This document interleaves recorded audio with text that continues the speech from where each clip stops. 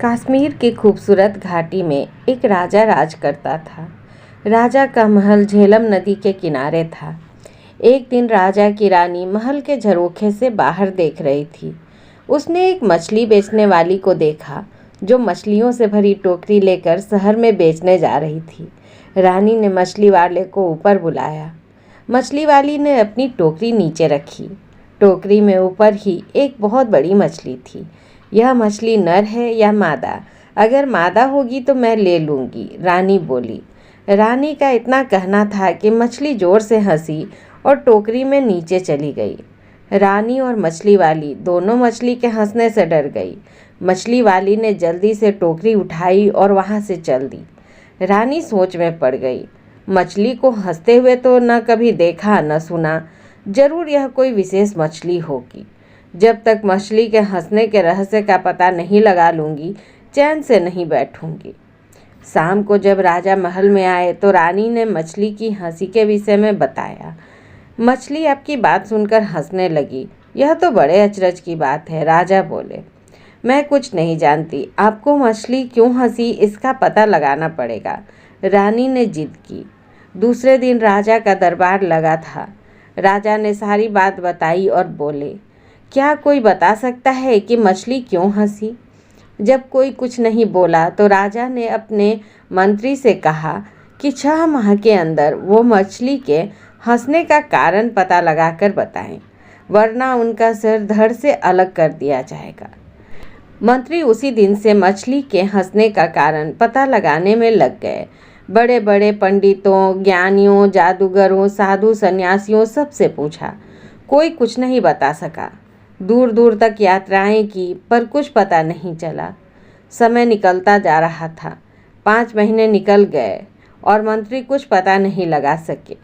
उन्हें अपनी मृत्यु सामने दिखाई दे रही थी। उन्होंने अपने बेटे को बुलाया और कहा, बेटे, मुझे तो 1 महीने के बाद राजा मरवा देगा। कहीं राजा का क्रोध तुम पर भी न उतरे, इसलिए तुम यहाँ से कहीं चले जाओ। पुत्र अपने पिता से बहुत प्यार करता था। वह बोला, मैं आपको अकेला छोड़कर नहीं जाऊंगा। मंत्री ने उसकी एक नहीं सुनी और समझा बुझाकर सफर पर भेज दिया। मंत्री पुत्र दुखी मन से बिना सोचे समझे जो रास्ता मिला उसी पर चल दिया। चलते चलते रास्ते में मंत्री पुत्र को एक किसान मिला। किसान शहर से सामान आदि खरीद कर अपने गांव जा रहा था। मंत्री पुत्र ने सोचा, एक से भले 2। वह भी किसान के साथ साथ चलने लगा। थोड़ी देर चलने के बाद मंत्री पुत्र बोला, देखिए, चलते चलते हम दोनों थक गए हैं। ऐसा करते हैं, आधे रास्ते आप मुझे लेकर चलिए और आधे रास्ते मैं आपको लेकर चलता हूँ। इस तरह से रास्ता आसानी से कट जाएगा। किसान उसकी बात सुनकर अकचका गया। आधे रास्ते ये मुझे लेकर चलेगा और आधे रास्ते मैं, कैसी बेवकूफ़ी की बात है। किसान ने सोचा और चुपचाप आगे बढ़ता रहा। थोड़ी देर में वे एक पहाड़ी के ऊपर थे। नीचे झेलम नदी की पतली धार दिखाई दे रही थी और ऊपर देवदार के पेड़ों का जंगल था। दोनों एक पत्थर पर बैठकर सुस्ताने लगे। मंत्री पुत्र ने जेब से एक चाकू निकाला और उसे किसान को देकर बोला, आप यह चाकू लीजिए और जंगल से 2 घोड़े ले आइए, और हाँ, चाकू संभाल कर रखिएगा, बहुत कीमती है। चाकू लेकर मैं जंगल से घोड़े पकड़ लाऊं? यहाँ इस पहाड़ी पर घोड़े? या तो यह खुद पागल है या मुझे पागल बना रहा है, किसान बड़बड़ाया। थोड़ी देर में फिर से दोनों चल दिए। कुछ देर बाद दोनों एक खेत में पहुँचे। खेत में पकी हुई फसल कटने के लिए तैयार खड़ी थी। कितनी अच्छी फसल है, किसान फसल देखकर बोला।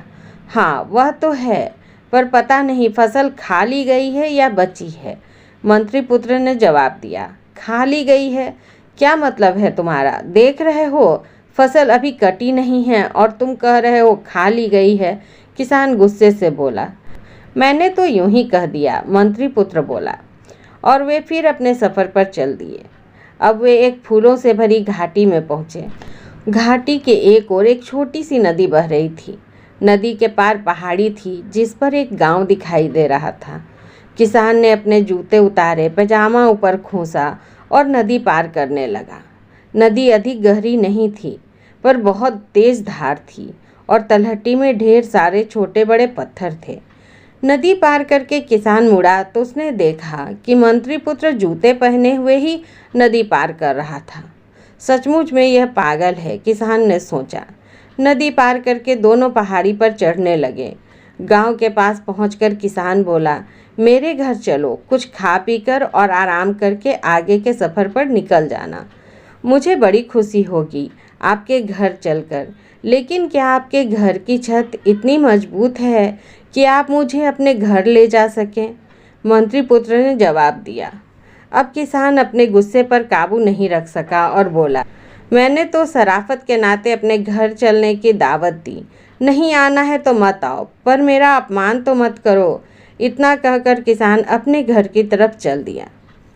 किसान की एक बेटी थी, गुलनार, बहुत समझदार और चतुर। जब उसने अपने पिता का गुस्से से तमतमाता चेहरा देखा तो बोली, क्या बात है पिताजी, किस पर इतने नाराज हो रहे हैं? अरे एक लड़का है, रास्ते में मेरे साथ हो लिया। रास्ते भर तो ऊट पटांग बातें करता ही रहा। जब मैंने शराफत के नाते घर आने की दावत दी तो कहता है, क्या मेरे घर की छत मजबूत है? जैसे वह जाएगा तो उसके ऊपर छत गिर पड़ेगी। किसान बोला। अपने पिता की बात सुनकर गुलनार हंसने लगी। अरे पिताजी, छत कमज़ोर होने से उसका मतलब रहा होगा कि आपकी हैसियत ऐसी है कि आप उसकी खातिरदारी कर सकेंगे।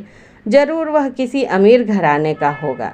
किसान ने सोचा तो उसे गुलनार की बात ठीक लगी। अच्छा बेटी, तो ज़रा उसकी उन बातों का भी मतलब बताओ जो वह रास्ते भर करता आया है। और किसान ने रास्ते का सारा हाल उसे बताया। गुलनार थोड़ी देर सोचती रही, फिर बोली, पिताजी, यह लड़का बहुत समझदार और बुद्धिमान है। उसकी हर बात में एक मतलब छुपा है।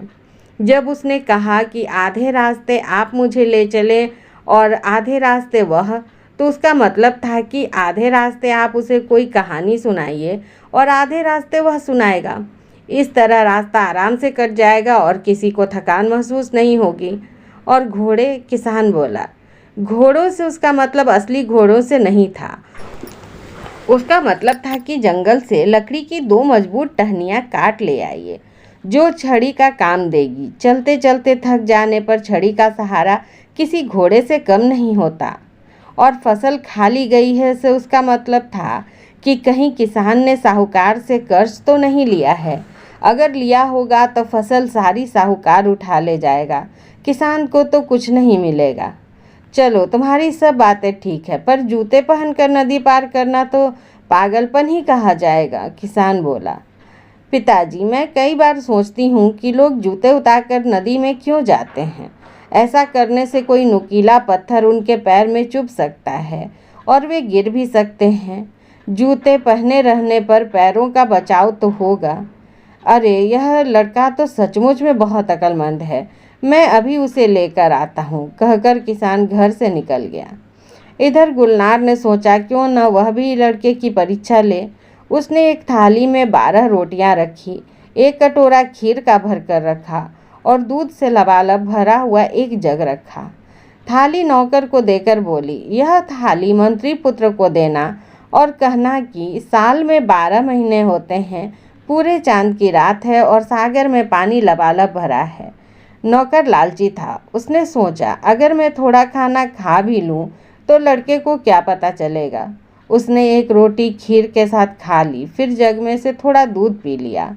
फिर उसने जाकर थाली मंत्री पुत्र को दी और गुलनार का संदेश सुनाया।